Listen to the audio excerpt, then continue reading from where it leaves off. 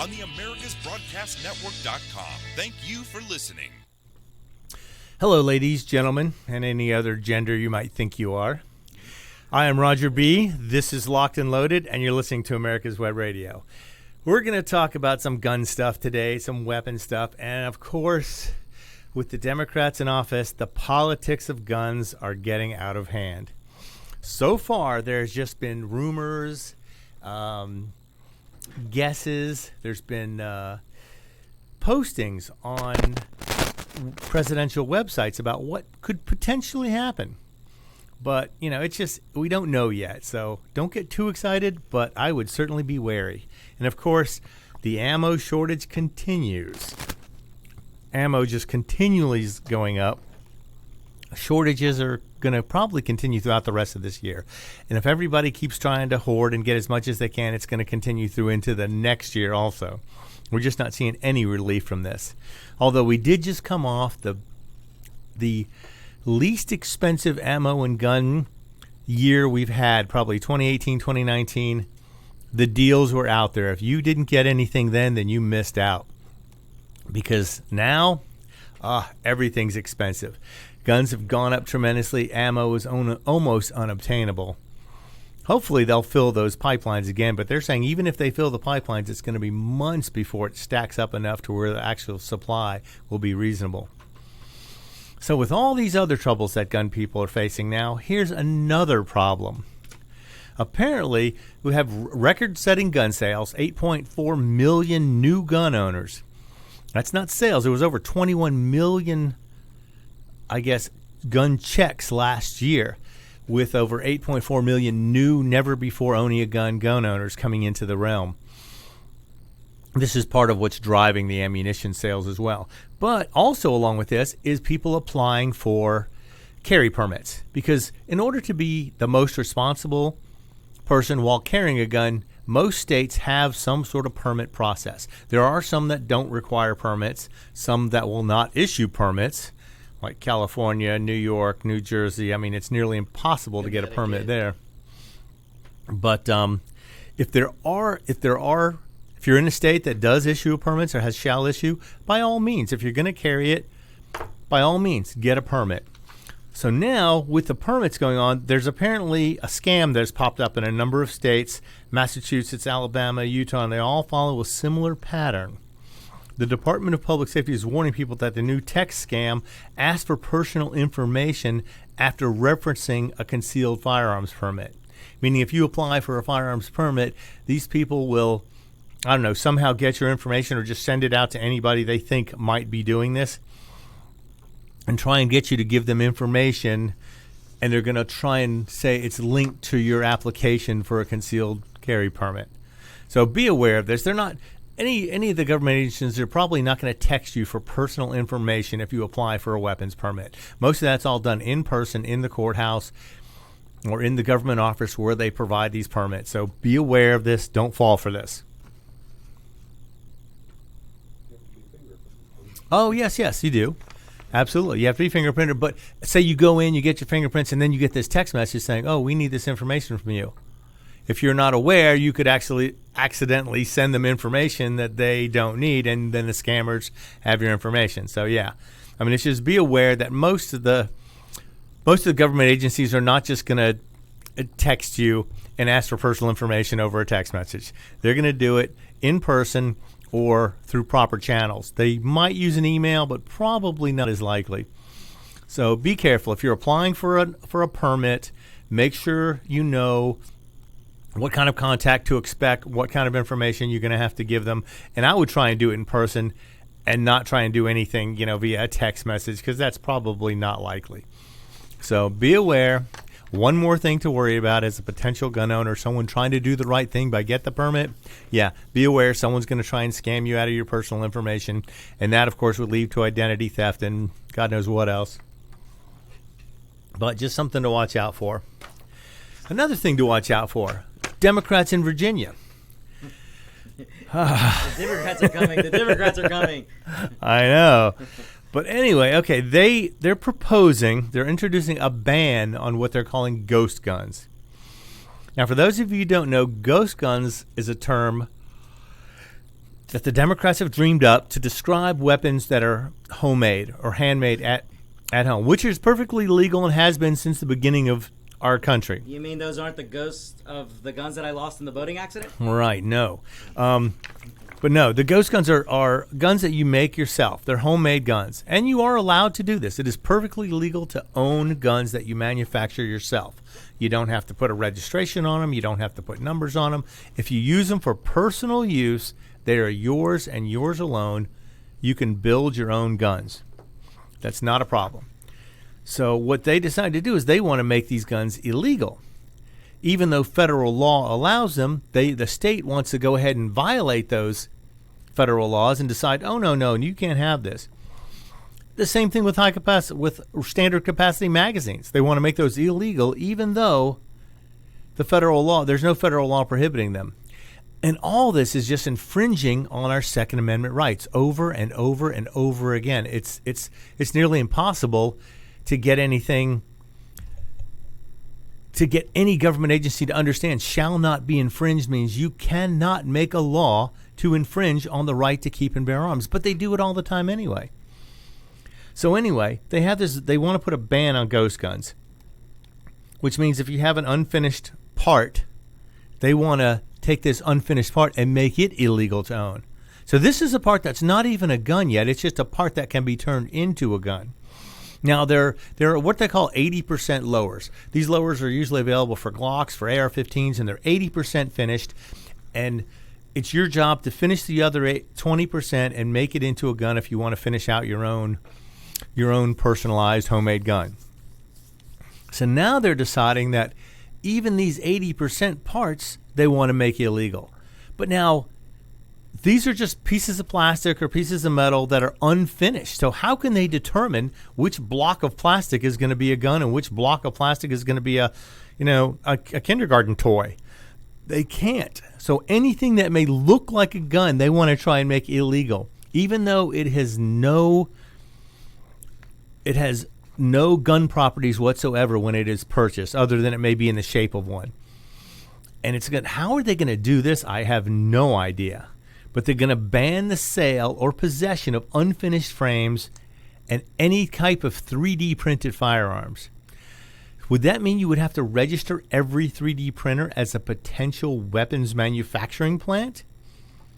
I mean, it's going to create all kinds of... I mean, if you have a block of plastic and you have the plans to build an AR-15 lower, you could potentially get in trouble just for owning a block of plastic. Because if they determined that was a lower or a piece that you were going to turn into a lower, they could determine that you had a part of a ghost gun. But there's no way to prove it, of course. So it's basically going to create felonies out of thin air. People are going to be in trouble for having a piece of plastic if they happen to be gun people. They could say, "Oh yeah, you were going to turn that into a receiver." Now, of course, it's unlawful now to transfer any of these. You can build them, have them for your own personal use, and keep them for yourself. And without being a manufacturer, you're not allowed to sell them. Now, from what I understand, some states allow you to register them, put a serial number on them, and then they can be sold. But they're saying that 80% kits are going to qualify as being guns. They're going to violate federal law, which says 80% is not a finished product, which is not a gun, is not a registerable part, is not the part that's considered the gun. So are they going to back this down some? What about a 70% receiver? What about 60%? 50%? How much of it can be finished before they're going to say, oh, well, that's not a gun anymore?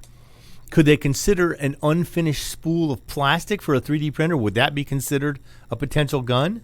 How are they going to determine this? I mean, the ATF doesn't consider unfinished frames or receivers to be firearms at all. They're just chunks of plastic, chunks of metal. They're not guns.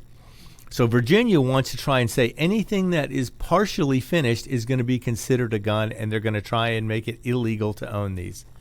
Now, this, of course, has not gone into law yet, but it looks like, being in Virginia with Democrats in charge, it won't be long until this goes through. And, of course, the Biden administration is going to get fully behind this, and they may even try and do something on the federal level to try and limit unfinished frames and unfinished receivers. It's just, just the fact that they're going to be able to determine that 80% is not enough. It's got to be less than that, but they don't know how much.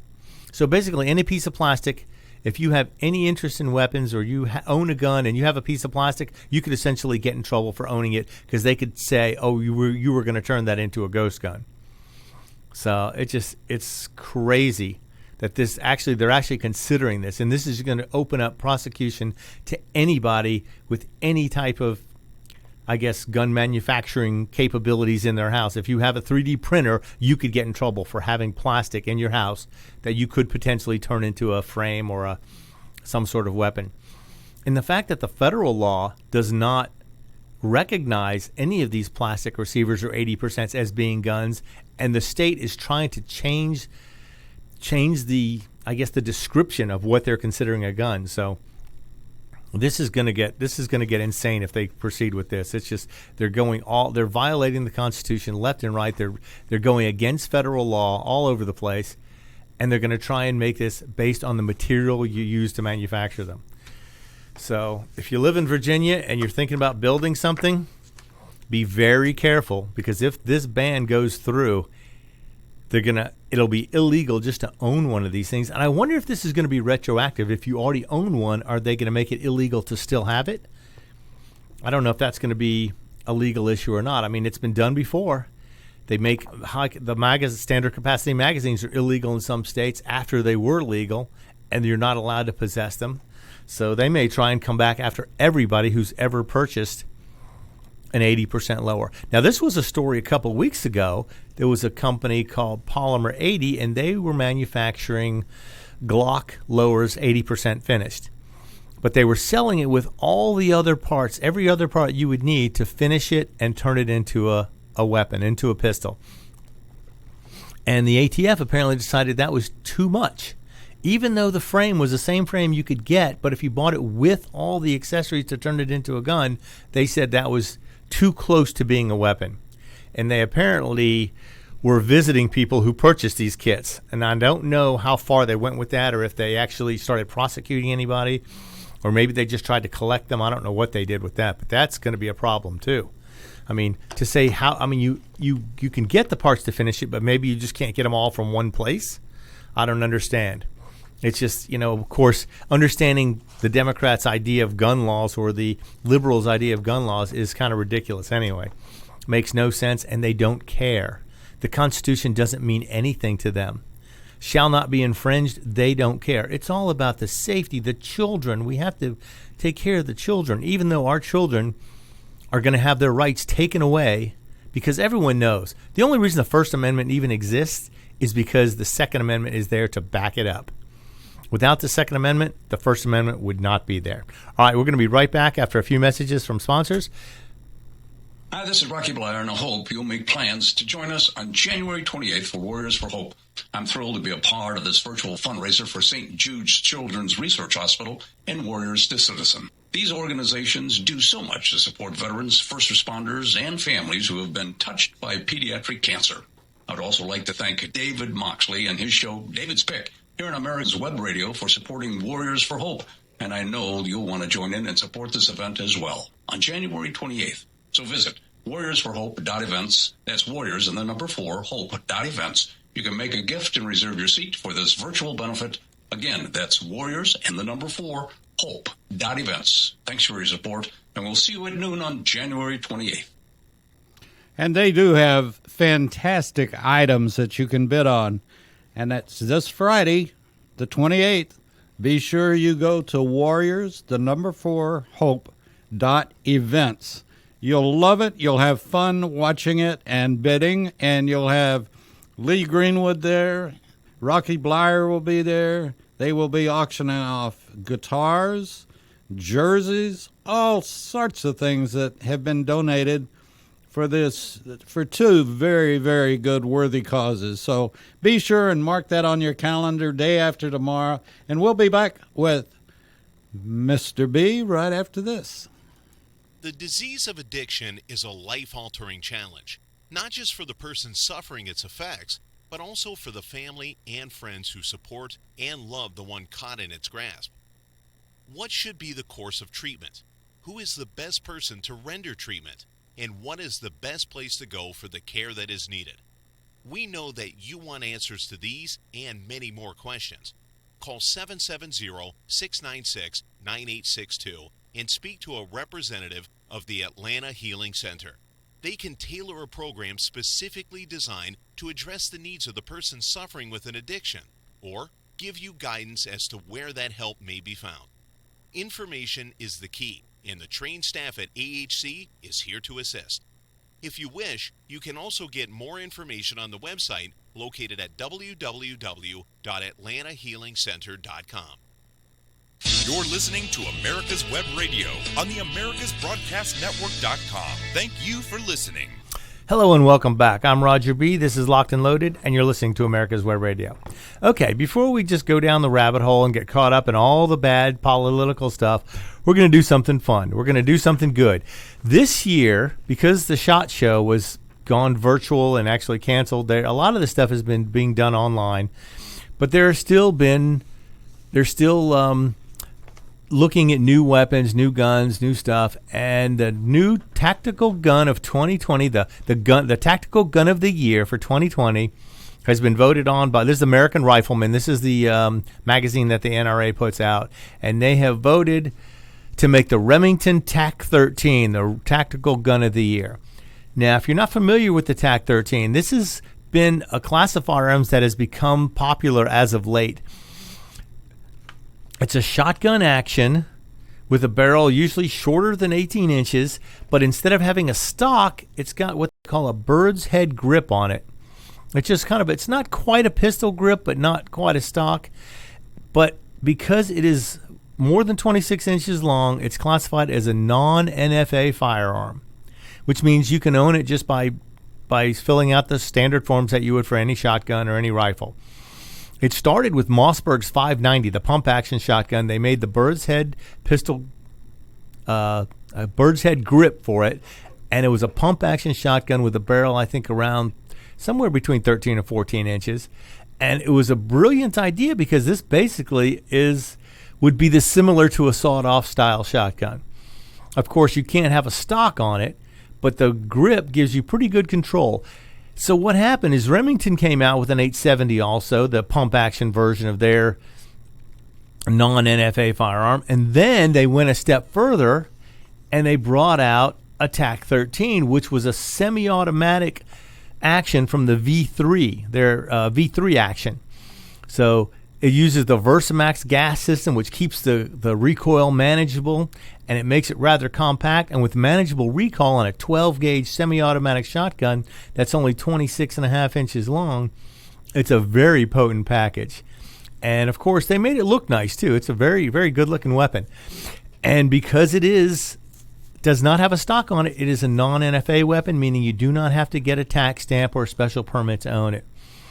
And it's a great gun because it would be great for self-defense if you're into shotguns for that. And it makes for a very compact package. It would be a nice truck weapon as well if you had to store it somewhere. But the thing about the Versamax system is that it'll feed a variety of 12-gauge shells without having to make adjustments.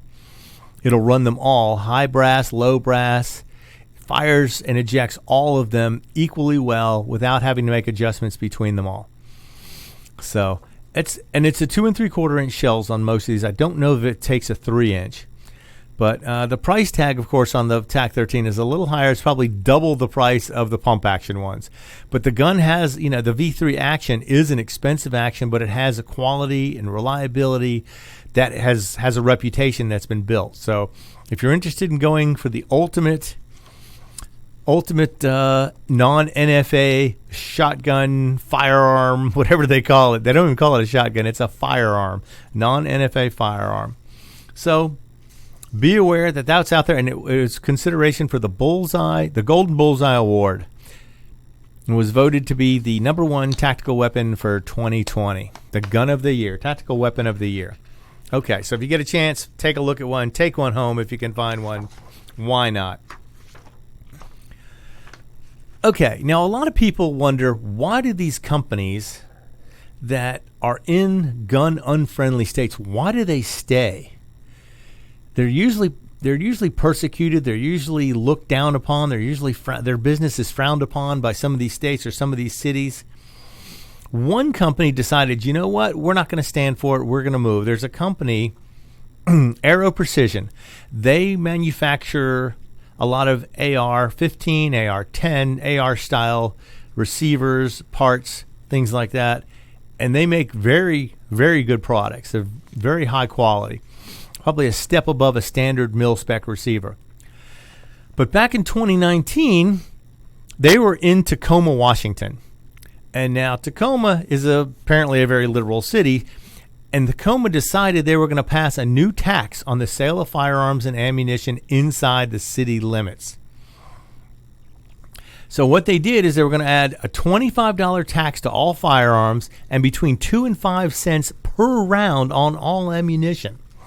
And they were touting this as a windfall for the public. They're going to make up to $30,000 in extra tax money to provide public benefit to the residents related to gun violence. You know, they never try and prosecute criminals. They always go after the law-abiding citizens instead. And to me, if you tax weapons and not something else, that would be an infringement upon possible rights. But anyway, so Aero Precision decided, you know what? We're going to take our company and our 800 employees and our plans to expand and grow, and we're going to move to Lakewood, Washington. We're getting out of Tacoma because they decided they're not going to pay any taxes anymore to the city of Tacoma. They're going to take their business elsewhere. Now, this is the kind of thing that needs to happen more often.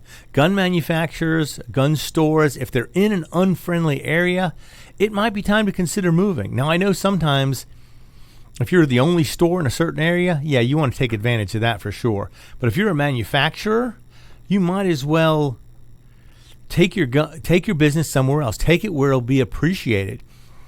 Now, to me, the whole state of Washington may not be as bad as I think it is, but at least they got out of the city that was going to tax guns at $25 a piece and ammunition at 2 to 5 cents a piece. That is just, to me, that's a discriminatory tax. Could you imagine if they put a tax on internet blogs or on radio shows or on TV shows just for providing free speech platforms? Could you imagine what would be done then? But yet the Second Amendment, they have no respect for the Second Amendment being an uninfringible right. Shall not be infringed. I can't say that enough. It just irks me that these people think it doesn't apply to them. They can make up whatever taxes they want on guns and pass it and make everybody pay extra for a right that they're guaranteed in the Constitution. But anyway, so Aero Precision's moving. They're taking their money. They're taking their businesses, their taxes. They're taking all of this stuff with them.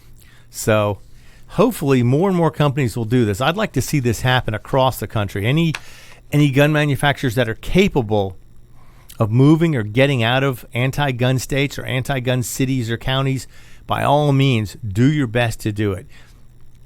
Because I hate the fact that they would provide taxes to politicians that would want to shut them down or would want to limit what they could do.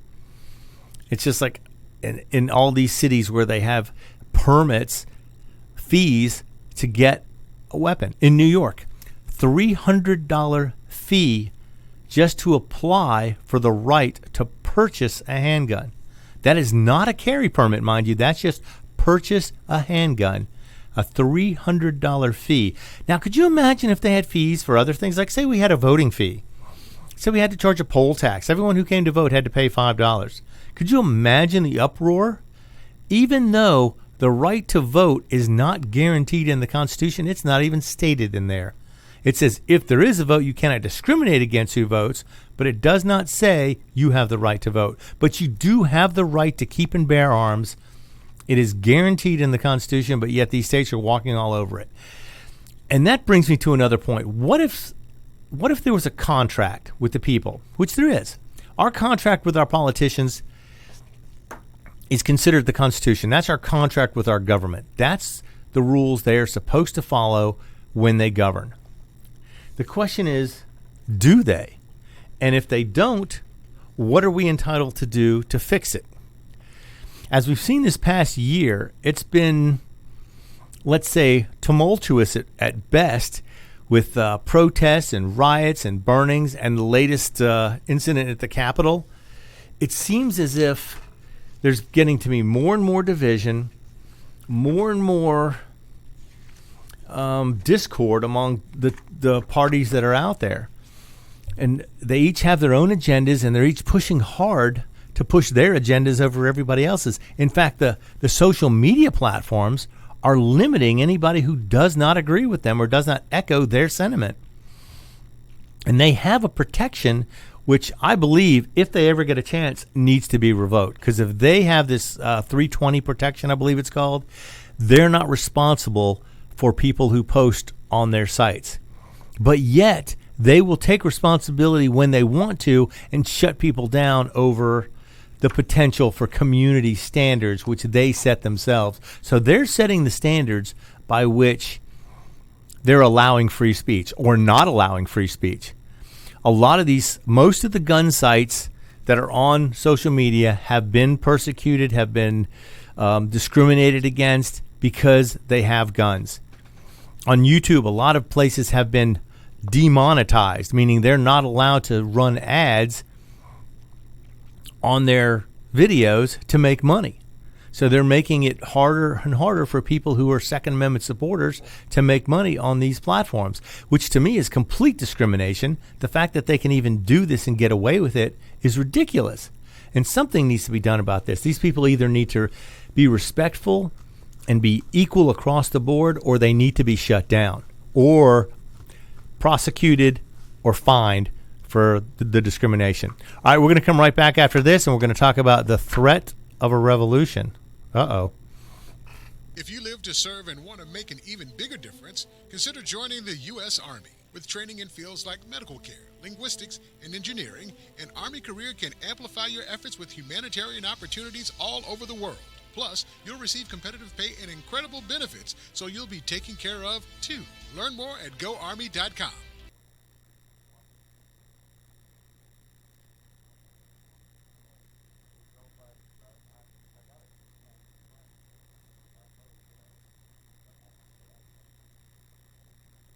Hi, I'm Lee Greenwood, and I am so proud that the Warriors for Hope group has asked me to host their first annual fundraising event to benefit St. Jude Children's Research Hospital and Warriors to Citizen on January 28. I'm looking forward to some very impressive people talking to us about social responsibility and the need to help worthy people with long-term physical or psychological issues. It's going to be a great show with a great cast, I promise. And hey, I might even sing. Go to Warriors for Hope website to register and donate to support our cause. You're listening to America's Web Radio on the AmericasBroadcastNetwork.com. Thank you for listening. Welcome back, ladies and gentlemen. I'm Roger B. This is Locked and Loaded, and you're listening to America's Web Radio. Right before we left, I mentioned something about the threat of revolution. Now, let me say, first of all, I am pretty sure we still have a way to hold on to our republic and use a revolution at the voting polls rather than anything beyond that. At least I sincerely hope so. Although with this last elections, with the fraud that seemed to be very prevalent, you wonder if we're really going to have fair elections from here on out. And I know there's other people who say, well, if we get the turnout, then we can eliminate the fraud. We should not have to worry about eliminating the fraud or overcoming the fraud. The fraud should not be there. People who are convicted of fraud should be prosecuted to the fullest extent of the law, so it makes it a lot more difficult for them to want to do it. There should be huge fines for anybody caught violating election laws. But unfortunately, most of this goes unpunished. So now it comes down to, what do? You have a contract with your government. The Constitution is our contract. If the politicians are violating that contract, what recourse do we have? We can try and vote. That's going to be what we're going to do. But what if that's not enough? What if the voting is not going to be accurate? What if the voting will not be enough to overcome the fraud? That means they will be able to pretty much run any candidate anywhere they want and voting will not matter anymore. Now, I hope it doesn't come to this. I really don't. I was reading a lot about the fraud and everything, and I just wonder if it's going to be enough to turn things around or not. Will there be room to fix it? I just don't know. But, the Capitol was, I guess, invaded back on January 6th. Well, no, it was on the 20th, wasn't it? Yes, or whenever. It was back in January. The Capitol was invaded. There were people walking around in there. Somebody was shot and killed. This was probably one of the most extreme versions of protests we've seen. But yet, even though, because of where it was, they give it a lot more, I guess, impact than if it happened in the city streets. It's funny because all these career politicians grinned and laughed and cheered them on as all these revolutionaries took to the streets, burned businesses down, overturned police cars. No big deal. Oh, yeah, they should be doing this. They should be protesting everywhere. They need to bother Trump's cabinet members. They need to get in his face. They need to yell at him. They need to protest him. But yet, as soon as it happens in the Capitol, then all of a sudden, oh my God, these people get on their high horses and say, oh, this is unacceptable. This can't happen. Oh my God, this is terrible. But yet they can protest in the streets and burn things to the ground, and that's okay. And they encouraged it all summer long. So you kind of wonder, where do you draw the line? Do these politicians even care anymore? Do they know? I'm not sure. But anyway, if they come after the guns, that's going to be probably one of the first things they do. Every dictator throughout history comes after the guns first. They want to disarm the public. And it kind of makes you wonder, what are they planning on doing that's going to make you want to have a gun? What are they going to do to make you think, oh, boy, now we need a gun? If the government tells you you don't need a gun, they're right. You need 2 or 3 or more. So be aware that it may get much more difficult to purchase weapons if they start passing all these restrictive laws on the Second Amendment. And it's unfortunate that they're violating the contract that they have with people in America. The contract is clear. It's clearly stated. It's spelled out. There's no ambiguity at all. But yet they violate this over and over again. Taking a break? Okay, we'll be back in a few moments. Hi, I'm Lee Greenwood, and I am so proud that the Warriors for Hope group has asked me to host their first annual fundraising event to benefit St. Jude Children's Research Hospital and Warriors to Citizen on January 28. I'm looking forward to some very impressive people talking to us about social responsibility and the need to help worthy people with long-term physical or psychological issues. It's going to be a great show with a great cast, I promise. And hey, I might even sing.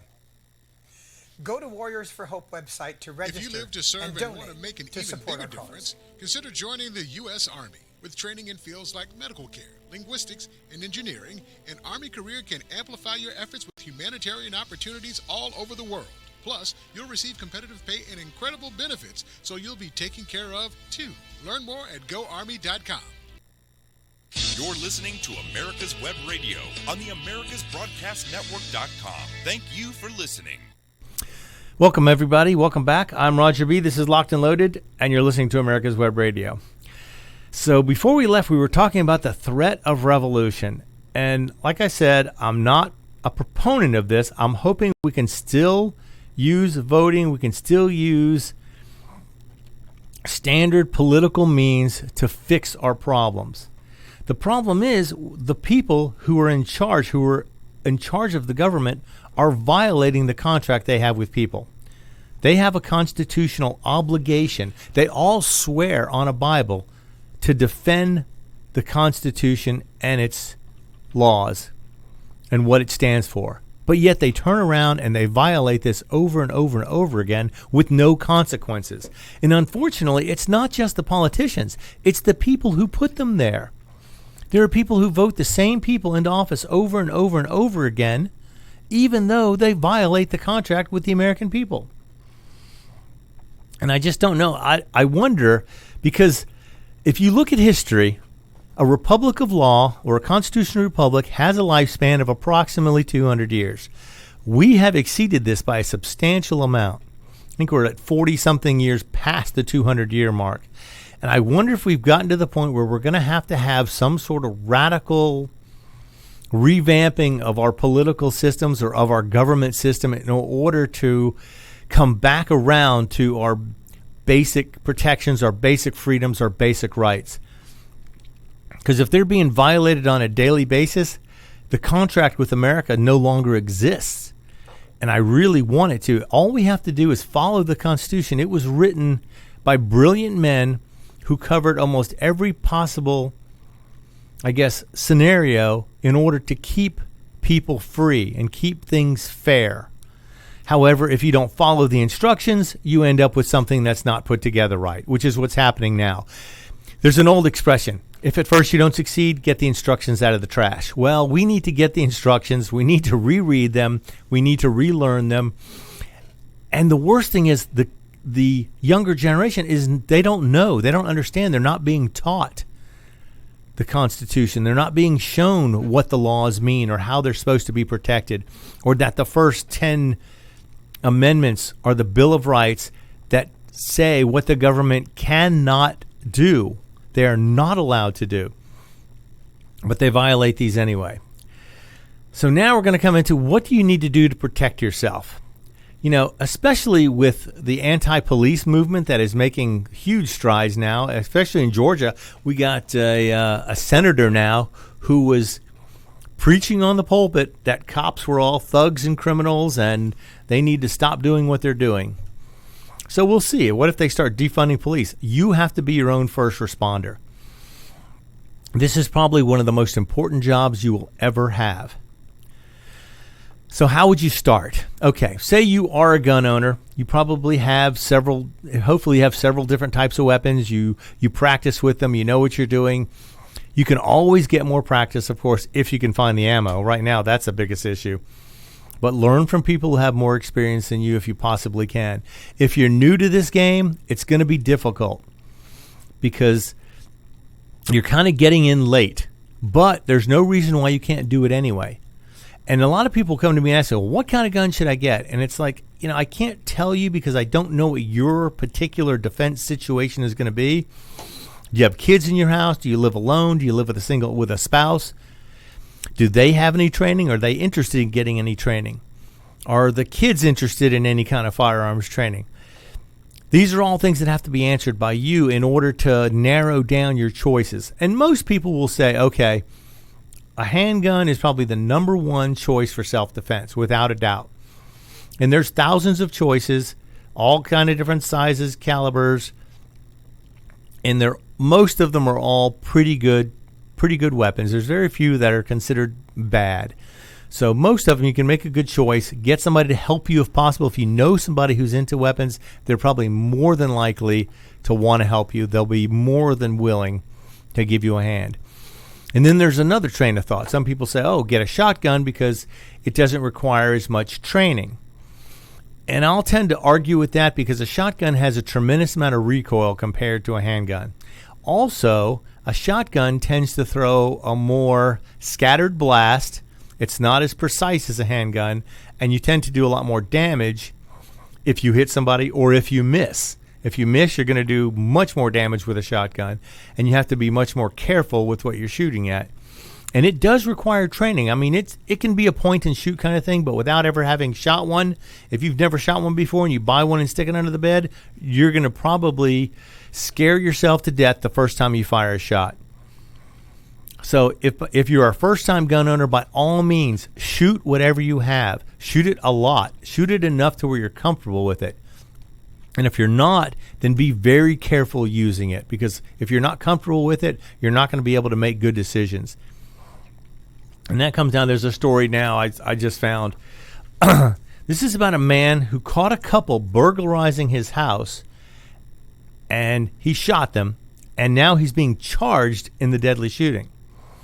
Now you may wonder, okay, this guy's house is being invaded, so why on earth would he be in trouble for shooting them? Most places have a castle doctrine. If they're in your house illegally they can be a target. But again, depending on your reason for shooting somebody, I mean, someone's there, they're threatening your life. Obviously, you have a right to defend yourself. You are your own first responder, and you always should be. So apparently, they say came into the house, two people, a man and a woman, and the gentleman was upstairs. He heard people milling about in the bottom of his house, so he took his handgun, he went downstairs, he saw the two people in his house, and he fired shots at them. He had a .22 caliber handgun. He pointed it at the direction where he heard the people talking, and he started shooting. They were standing, he said they were about 10 feet away holding flashlights, and he fired a shot at each person. Then the pair ran toward the stairs leading down to the first floor and got to the bottom of the stairs, and then the guy fired 4 more rounds at the man because he didn't want him to get away. Okay, that's not a reason to shoot somebody because you don't want them to get away. That is not legal. If they're not threatening your life, if they're running away from you, you cannot shoot somebody running away from you. You know, that's just not, it's not self-defense at that point. At that point, you're hunting somebody down. So if you ever get in a situation where you have to use your weapon in self-defense, the best advice, now I'm not a lawyer, but I can tell you the best advice is to don't say a word until you speak to an attorney. I mean, I know even if you're in the right, even if you've done everything according to the rules, don't take a chance. Don't take a chance on saying the wrong thing or saying something that they will use against you later. Like I say, the best thing, the advice I always hear is shut up and lawyer up. Because you never know how the police in that area feel. You don't know how the county police are going to feel about self-defense cases. Most of them understand that you're put in a situation that you would rather never be in, but some of them are going to say anybody who has a gun and uses it for self-defense is just trying to hurt somebody. It's just trying to kill somebody. They're violent. Well, that's not true. Most people just want to keep their families protected. They want to protect their families. They want to protect their property. They want to protect their lifestyle. I mean, because think about it this way. Everything you have in your house is something you work for. That's hours of your life you put into it. Now, granted, you're not allowed to shoot somebody for stealing something from you unless they're in your house and you feel threatened. Your life has to be threatened. Now, a lot of places have castle doctrine where if they're in there, they're a target if they violated your castle, your home. They violated your home, they're a target. But you don't shoot somebody and say, I didn't want them to get away. That is no reason to do that. So now, apparently, this man is being prosecuted for shooting the people who broke into his house. And it sounds like if he had just shut up and not said anything, or just, at least be remorseful. Say, I didn't want to have to do this. I never wanted to have to shoot anybody, but I was in fear for my life. But the best thing, shut up, lawyer up. That's the best advice I can give anybody if they're caught in this kind of thing. All right, we're going to be back in a couple minutes. Well, we're going to take a break in a couple minutes. But real quick, just remember, if you're in a situation where you have to use your weapon for self-defense, try your best to think clearly. Think, would a jury look at this and go, oh, he was just out to shoot somebody. He was just wanted to hurt somebody. Or will they think, oh, man, this guy was threatened. His life was in danger. He felt scared. He was protecting his family. He was protecting his property. Was it justified? And it's always better to be on the err on the side of caution, especially since from what I'm reading in this story, the people who broke into his house were not armed. They did not have a weapon. But just the fact that they were there burglarizing him, or actually robbing him because he was home, although they didn't have a weapon, they were still stealing from him. So I don't know I guess that would be a burglary. I'm not sure how that works. But anyway, so the one gentleman was dead at the scene. The other woman who was there with him was shot, and she's in critical condition now. But he made a mistake by talking. It's unfortunate, but that's what happens. Don't say the wrong thing. Don't say anything if you can help it. And I know in a situation like that, your adrenaline is going to be flowing. Your mind is going to be racing. You're going to be in a situation that's going to be very hard to control. And the best thing to do is try and remain as calm as possible and focus on just not saying a word.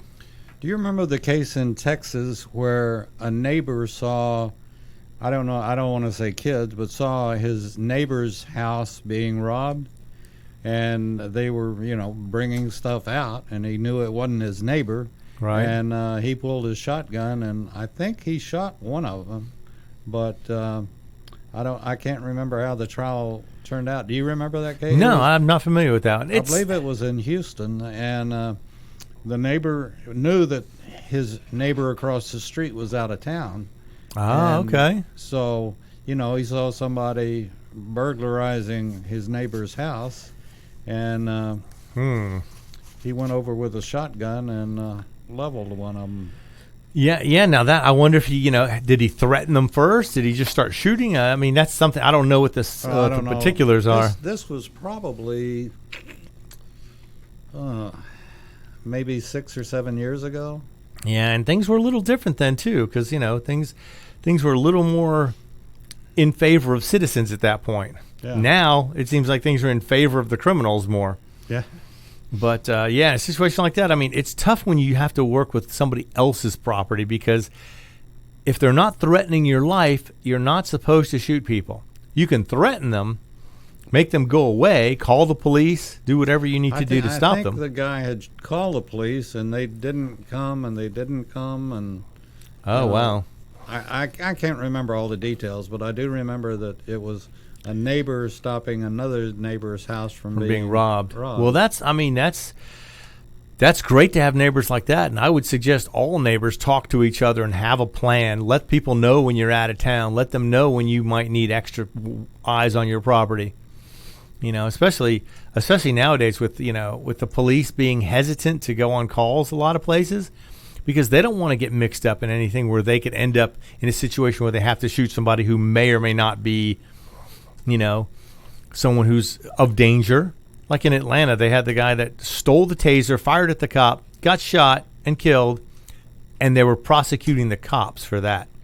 Even though he turned and fired a taser weapon at the police officers, and then when they returned fire and killed him, they were trying to blame the police for that. And the people in the neighborhood were blaming the police for killing this guy. Now, keep in mind, this guy was so drunk, he fell asleep in the drive-through line. He was ready to get food and start driving home. Now, if he had driven home and killed a family along the way because he was so drunk he couldn't see straight and crashed his car into innocent people, would that have been better? I would say if he was violating the law, he's the one who needed to pay the price, not innocent people. But Amen. it's always, I would imagine it would be one of the toughest situations to ever be in, to have to pull your weapon and threaten somebody or shoot somebody, either way. And it's something that you can never really prepare for. I mean, you can train and train and train and get yourself try and get the best mindset you possibly can. Try and make everything you do instinctive. Try and think about things ahead of time, because when you're in that situation, you're going to have a lot of adrenaline. Your focus is going to narrow tremendously. Your view is going to narrow. Your fine motor skills are going to deteriorate to some point. And you want to be trained to where it's second nature, where it's instinctive what you have to do. But always err on the side of caution. If somebody's trying to get away or trying to leave, let them go. Unless they've got a hostage with them, then you need to let them go. If they're taking your silverware, then you know what? That needs to be let go. But if they're threatening any body or any person in your household, then that's a whole different story. Then, of course, you want to do whatever you can to protect your family and your people from harm. That's where you're your own first responder. And it's got to be just a ridiculously hard situation to be put in. But as a training exercise, you may consider going through that in your head. See, if somebody was in your house, where would they have come in from? Where would they be? Where are other people in your house when you get up to go investigate? Do you have kids in the house? Do you know where they sleep? Are you sure they would stay asleep through all this? When you fire a round, if it misses and goes through a wall, what's on the other side of that wall? Where is the rest of your family? Are they going to be protected? Are you going to be careful enough not to cause any damage to anybody who is a member of your family? This is the kind of thing, and you don't know where these people are coming from, and every scenario is going to be different.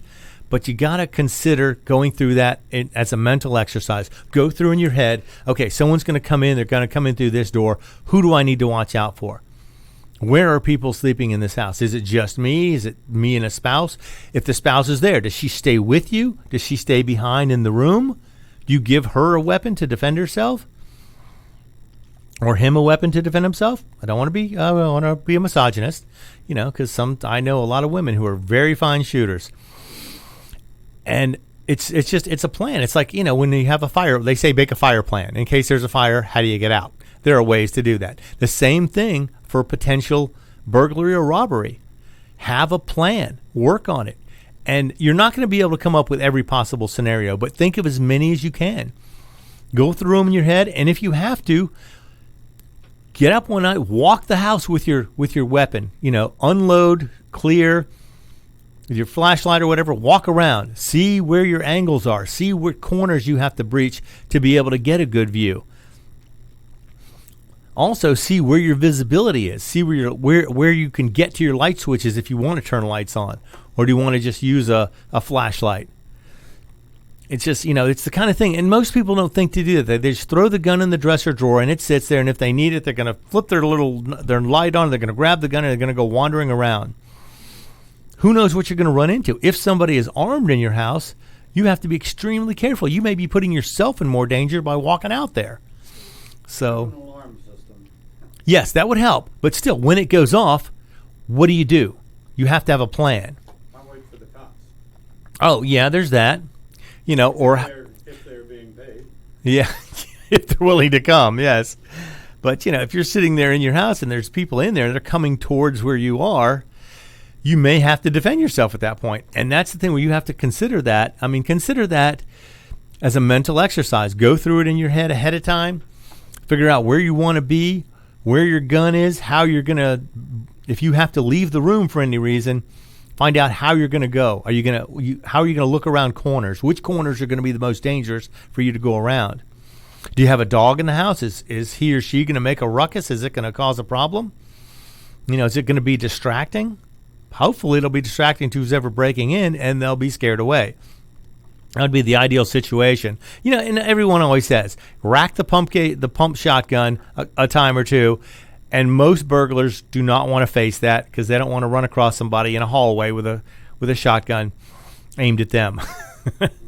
Unless they're there for professional reasons and they're armed to the teeth and they're after something very specific, most burglars do not want to run into anybody with a gun. That's the last thing they want to do.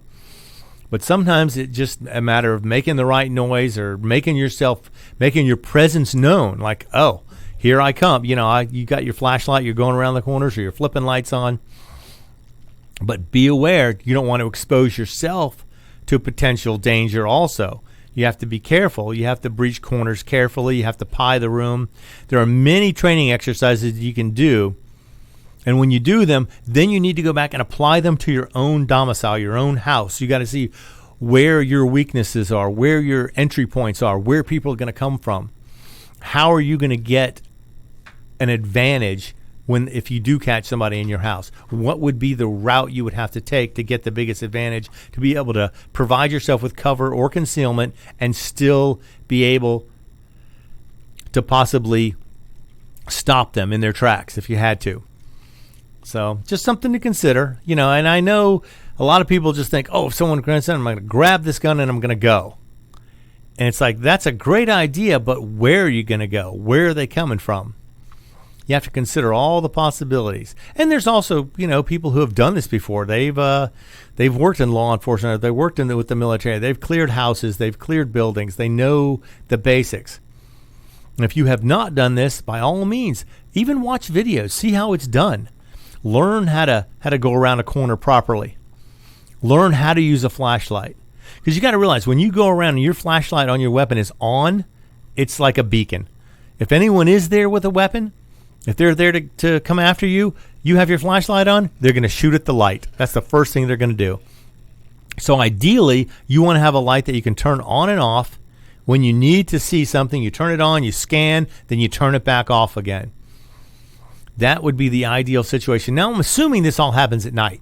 During the day, of course, the whole scenario is completely different. You come home and there's people in your house, call the police. You can wait outside. I would not go in and try and face them. That would just be asking for trouble. I mean, unless you get surprised, you walk in your house, there's people there. Then, of course, everything changes and the situation becomes very dynamic. And that would be a situation I would not want to have to be in.